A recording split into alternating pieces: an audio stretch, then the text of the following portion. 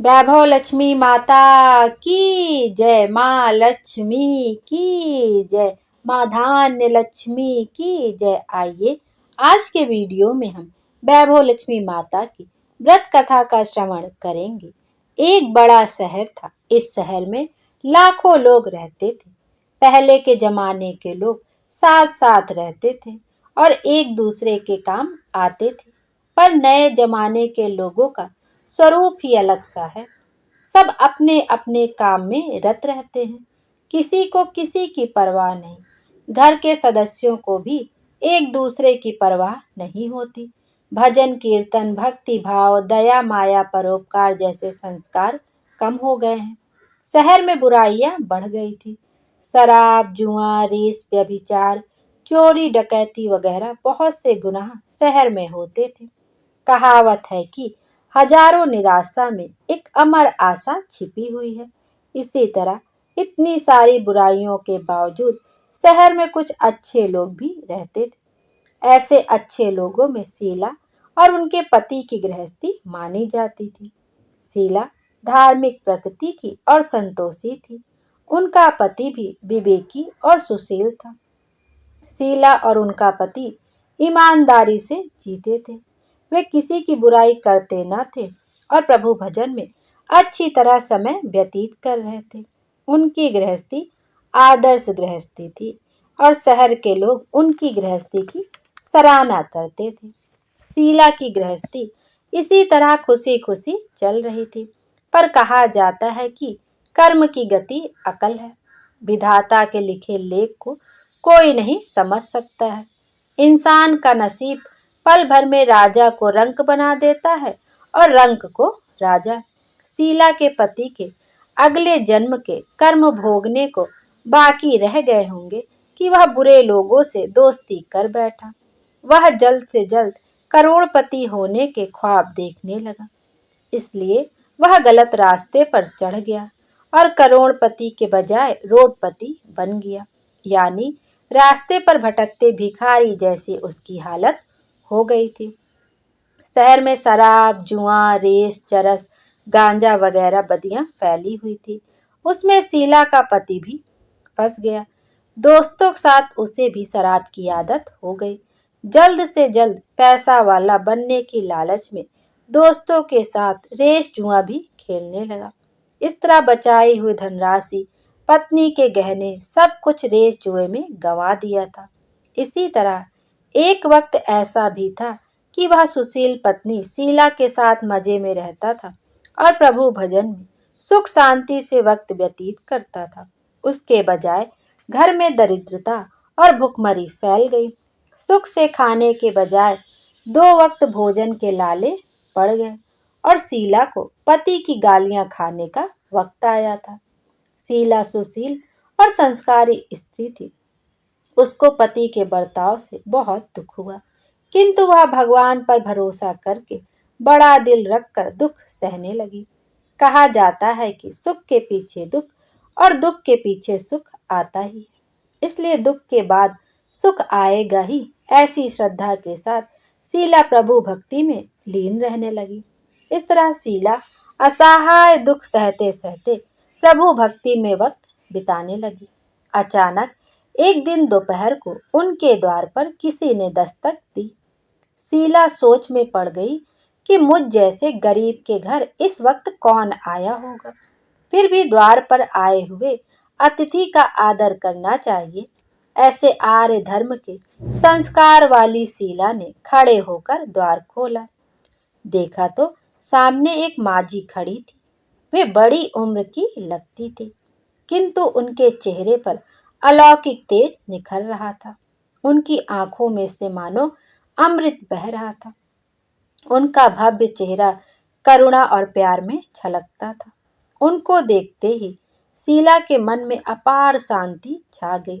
वैसे शीला इस माजी को पहचानती ना थी, फिर भी उनको देखकर शीला के रोम रोम में आनंद छा गया। शीला माजी को आदर के साथ घर में ले आई।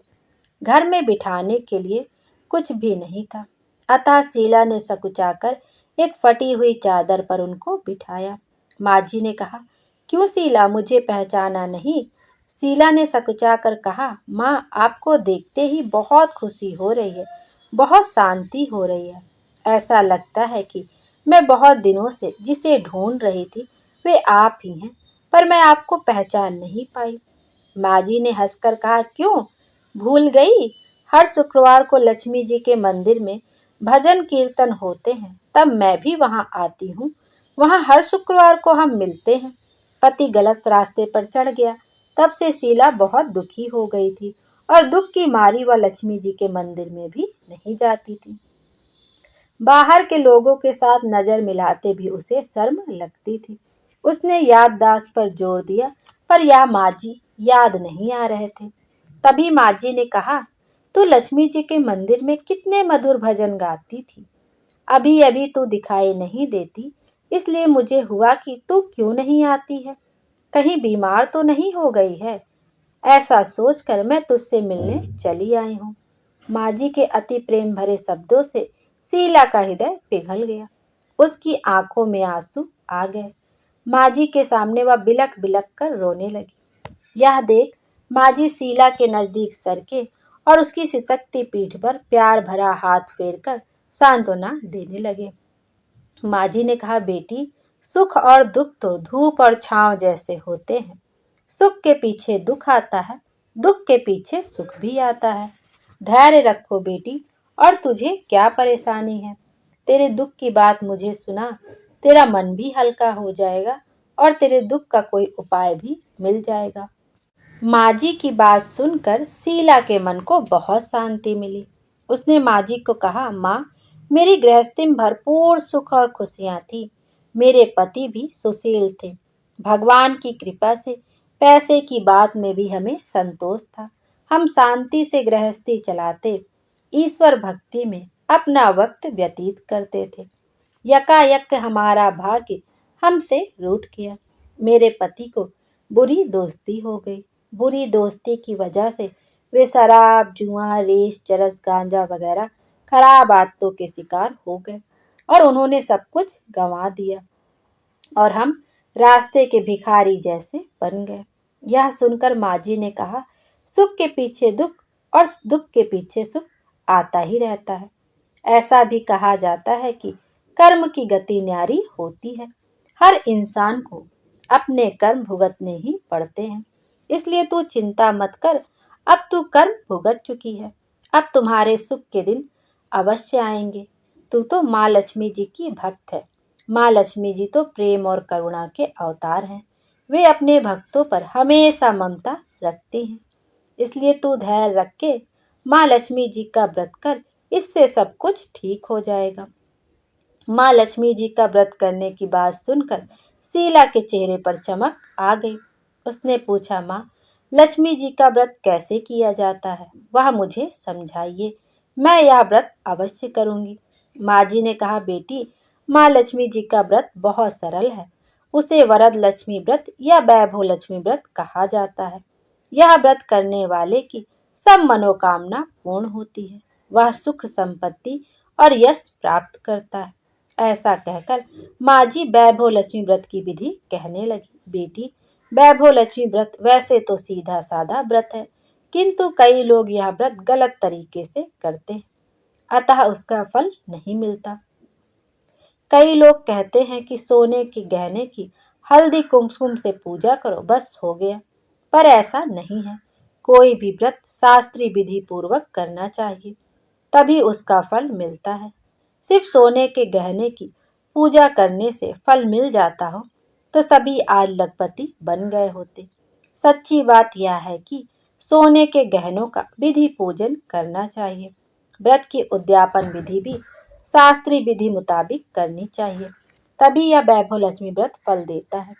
यह व्रत शुक्रवार को करना चाहिए। सुबह में स्नान करके स्वच्छ कपड़े पहनो और सारा दिन मन में जय माँ लक्ष्मी का रटन करते रहो। किसी की चुगली नहीं करनी चाहिए। शाम को पूर्व दिशा में मुख रख सके इस तरह आसन पर बैठ जाओ। सामने पाटा रखकर उसके ऊपर रुमाल रखो। रुमाल पर चावल का छोटा सा ढेर करो।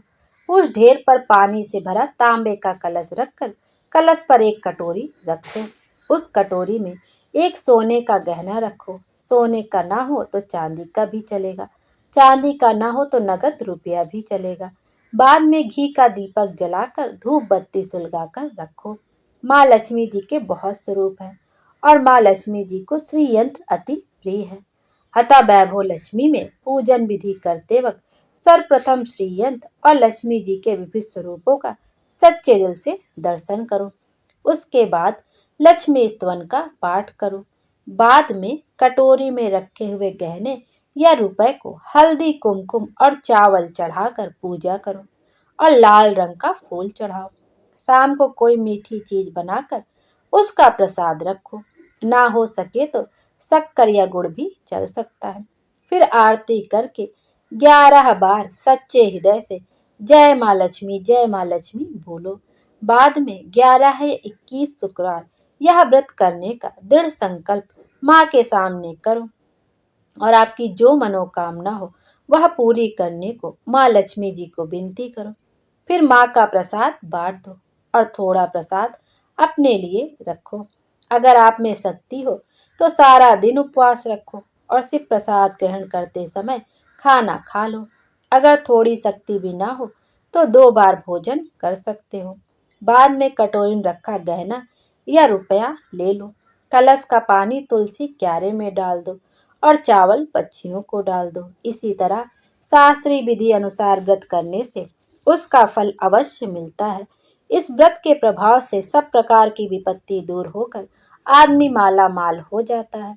संतान ना हो उसे संतान प्राप्ति होती है। सौभाग्यशाली स्त्री का सौभाग्य अखंड रहता है। कुंवारी लड़की को मन भावन पति मिलता है। शीला यह सुनकर आनंदित हो गई। फिर पूछा, माँ आपने वैभव लक्ष्मी व्रत की जो शास्त्रीय विधि बताई है वैसे मैं अवश्य करूंगी, किंतु इसकी उद्यापन विधि किस तरह करनी चाहिए यह भी कृपा करके सुनाइए। माँ जी ने कहा, 11 या 21 जो मन्नत मानी हो उतने शुक्रवार यह वैभव लक्ष्मी व्रत पूरी श्रद्धा और भावना से करना चाहिए। व्रत के आखिरी शुक्रवार को जो शास्त्रीय विधि अनुसार उद्यापन विधि करनी चाहिए वह मैं तुझे बताती हूँ। आखिरी शुक्रवार को खीर या नैवेद्य रखो। पूजन विधि हर शुक्रवार को करते हैं वैसे ही करनी चाहिए। पूजन विधि के बाद श्रीफल फोड़ो और कम से कम 7 कुंवारी या सौभाग्यशाली स्त्रियों को कुमकुम का तिलक करके वैभव लक्ष्मी व्रत की एक एक पुस्तक उपहार में देनी चाहिए और सबको खीर का प्रसाद देना चाहिए। फिर धन लक्ष्मी स्वरूप वैभव लक्ष्मी स्वरूप माँ लक्ष्मी जी की छवि को प्रणाम करें। माँ लक्ष्मी जी का यह स्वरूप वैभव देने वाला है। प्रणाम करके मन ही मन भावुकता से माँ की प्रार्थना करते वक्त कहें, हे माँ धन लक्ष्मी, हे माँ वैभव लक्ष्मी, मैंने सच्चे हृदय से आपका वैभव लक्ष्मी व्रत पूर्ण किया है, तो हे माँ हमारी जो मनोकामना है वह भूलो को मनोकामना पूर्ण करो। हमारा सबका कल्याण करो। जिसे संतान न हो उसे संतान देना। सौभाग्यशाली स्त्री का सौभाग्य अखंड रखना। कुंवारी लड़की को मन भावन पति देना। आपका यह चमत्कारी वैभव लक्ष्मी व्रत जो करे उन सब की विपत्ति दूर करना, सबको सुखी करना। हे माँ आपकी महिमा अपरंपार है। इस तरह माँ की प्रार्थना करके माँ लक्ष्मी जी का धन लक्ष्मी स्वरूप का भाव से वंदन करो। माँ जी के पास से वैभव लक्ष्मी व्रत की शास्त्रीय विधि सुनकर शीला भाव विभोर हो उठी। उसे लगा मानो सुख का रास्ता मिल गया है। उसने आंखें बंद करके मन ही मन उसी क्षण संकल्प लिया कि हे वैभव लक्ष्मी माँ, मैं भी माँ जी के कहे मुताबिक श्रद्धा से शास्त्रीय विधि अनुसार वैभव लक्ष्मी व्रत 21 शुक्रवार तक करूंगी और व्रत की शास्त्रीय विधि अनुसार उद्यापन विधि करूंगी। शीला ने संकल्प करके आंखें खोली तो सामने कोई न था। वह विस्मित हो गई कि माँ जी कहाँ गई। यह माँ जी दूसरा कोई न था, साक्षात लक्ष्मी जी ही थी। शीला लक्ष्मी जी की भक्त थी, इसलिए अपने भक्त को रास्ता दिखाने के लिए माँ लक्ष्मी देवी माँ जी का स्वरूप धारण करके शीला के पास आई थी। दूसरे दिन शुक्रवार था। सवेरे स्नान करके स्वच्छ कपड़े पहनकर शीला मन ही मन श्रद्धा से और पूरे भाव से जय माँ लक्ष्मी का रटन करने लगी। सारा दिन किसी की चुगली नहीं की, शाम हुई तब हाथ पांव मुंह धोकर शीला पूर्व दिशा में मुंह करके बैठी। घर में पहले सोने के बहुत से गहने थे, पर पति देव ने गलत रास्ते पर चढ़कर सब गहने गिरवी रख दिए थे।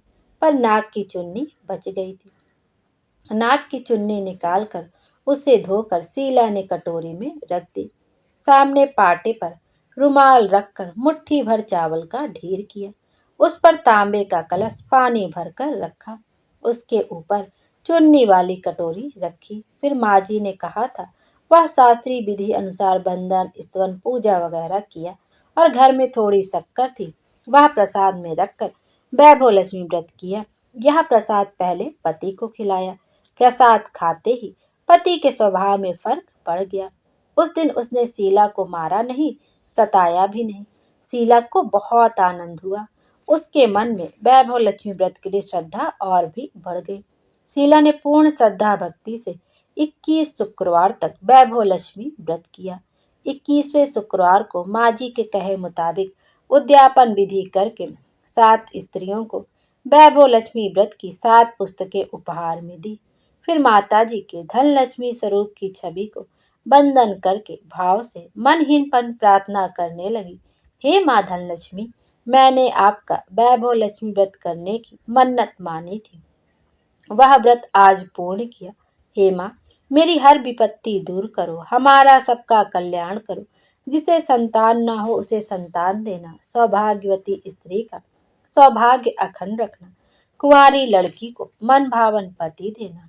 आपका यह चमत्कारी वैभव लक्ष्मी व्रत जो करे उनकी सब विपत्ति दूर करना, सबको सुखी करना। हे माँ, आपकी महिमा अपार है।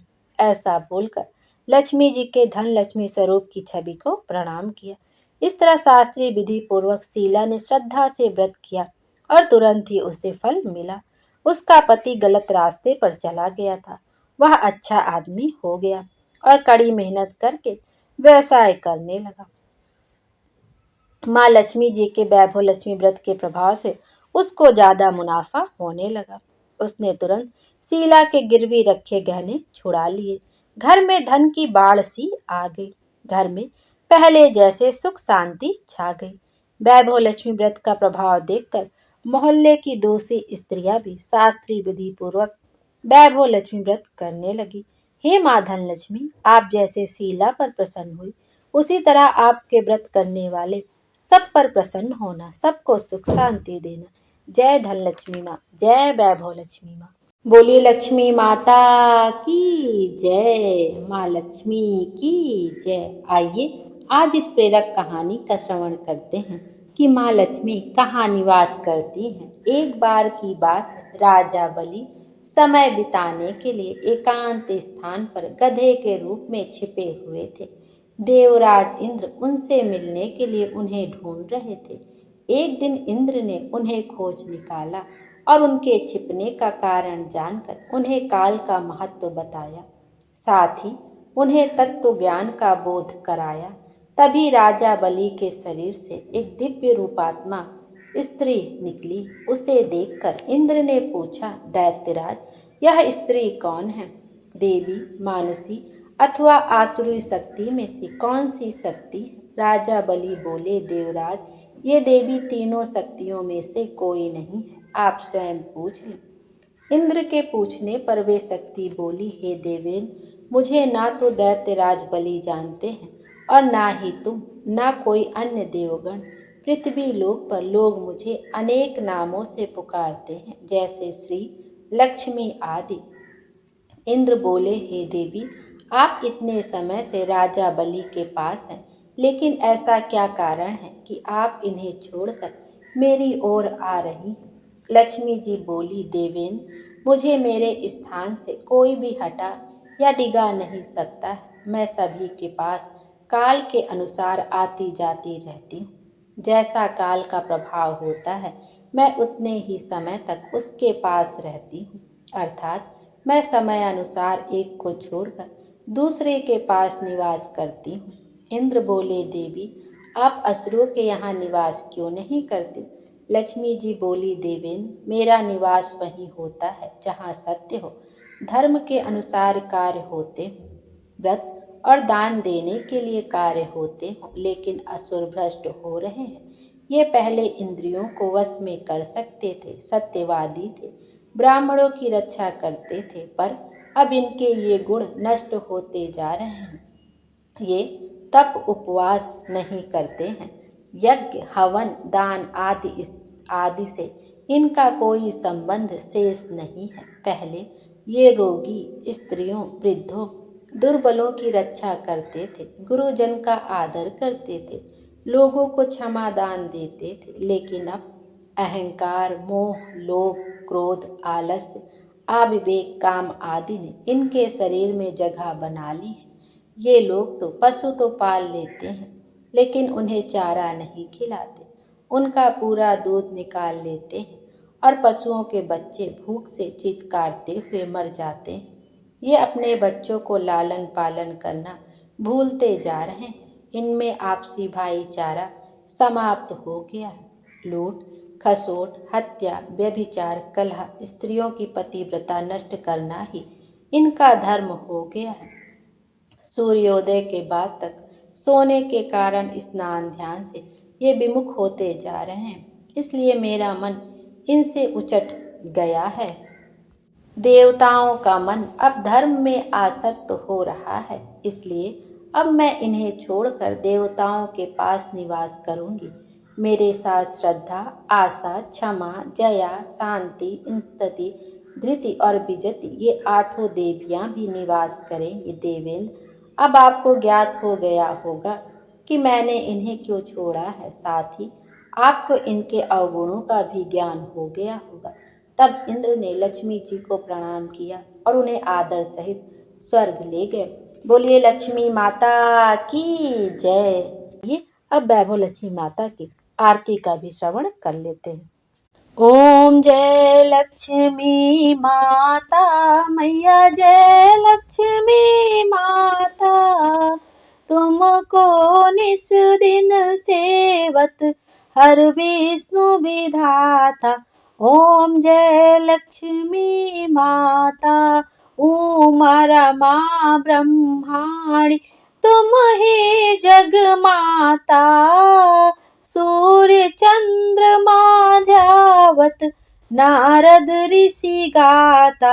ओम जय लक्ष्मी माता, दुर्गा रूप निरंजनी, सुख संपत्ति दाता, जो कोई तुमको ध्याता रिद्धि सिद्धि पाता। ओम जय लक्ष्मी माता, तुम पाताल निवासिनी, तुम ही शुभदाता, कर्म प्रभाव प्रकाशनी, भवनिधि की त्राता। ओम जय लक्ष्मी माता, जिस घर में तुम रहती सब सद्गुण आता, सब संभव हो जाता, मन नहीं घबराता। ओम जय लक्ष्मी माता, तुम बिन यज्ञ न होवे, वस्त्र न कोई पाता, खान पान का वैभव सब तुमसे आता। ओम जय लक्ष्मी माता, शुभ गुण मंदिर सुंदर, क्षीरो दधी जाता, रत्न चतुर्दश तुम बिन कोई नहीं पाता। ओम जय लक्ष्मी माता मैया, जय लक्ष्मी माता, महालक्ष्मी जी की आरती जो कोई नर गाता, पुर आनंद समाता, पाप उतर जाता। ओम जय लक्ष्मी माता मैया, जय लक्ष्मी माता। बोलो भगवती महालक्ष्मी की जय, बोलो भगवती महालक्ष्मी की जय, बोलो भगवती महालक्ष्मी की जय। विष्णु प्रिये नमस्तुभ्यं, नमस्तुभ्यं जगदते आत्रहंत्री, नमस्तुभ्यं समृद्ध कुरु मे सदा, नमो नमस्ते महामाया श्रीपीठे सुरपूजिते शंख चक्र गदा हस्ते महालक्ष्मी नमस्तुते। जय माँ लक्ष्मी। हे माँ लक्ष्मी, सबकी मनोकामना पूर्ण करो, सबके जीवन को खुशियों से भर दीजिए। Thank you.